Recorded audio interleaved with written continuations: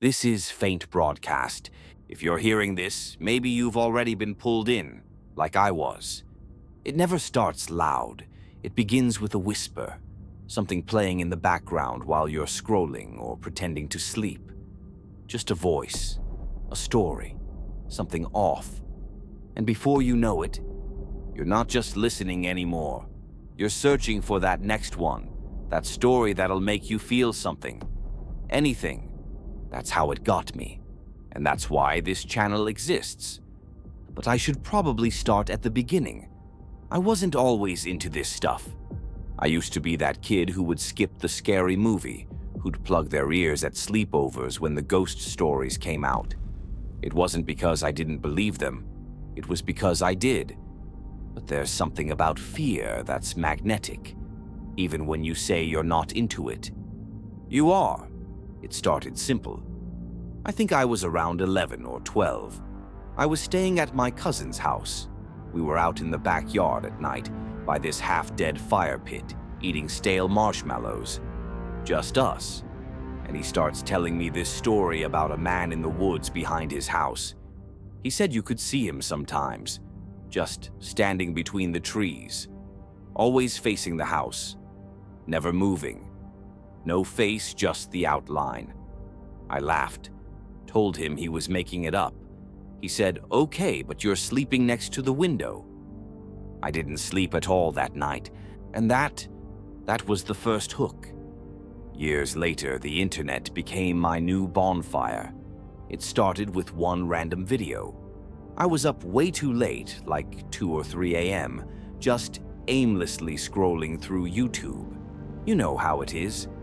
You watch one thing and the algorithm starts taking you somewhere darker. I wasn't looking for anything scary. I think I was watching some documentary about abandoned malls.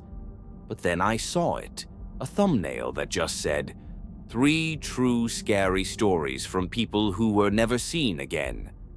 I hovered over it, almost clicked away, but I didn't. That voice, I still remember it. Calm, slow, chilling, not trying too hard, just telling the story like it really happened. No jump scares, no music blaring, just the voice and the silence behind it. I ended up watching all 3 stories, then more and more. And before I realized it, the sun was coming up.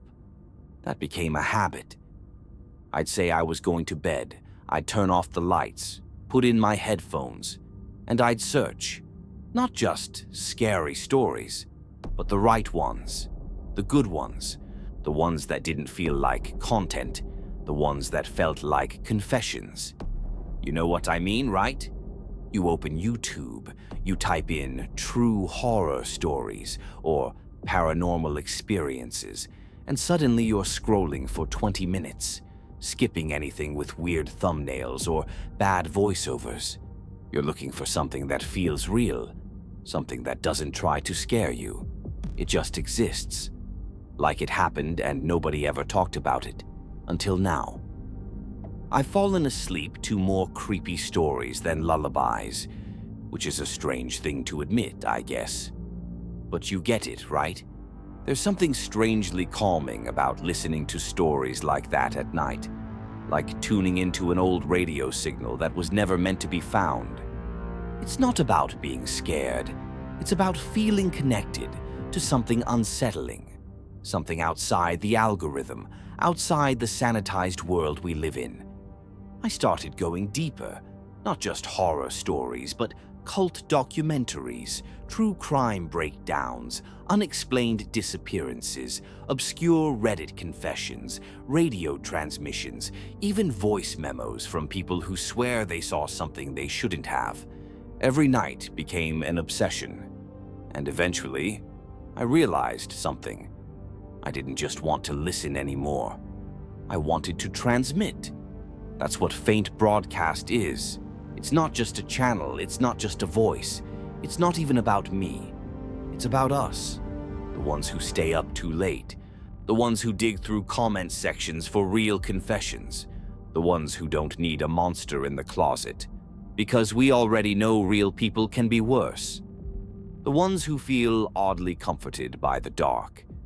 Here, you'll hear stories, some submitted, some buried in forums, some pulled from real cases and twisted memories.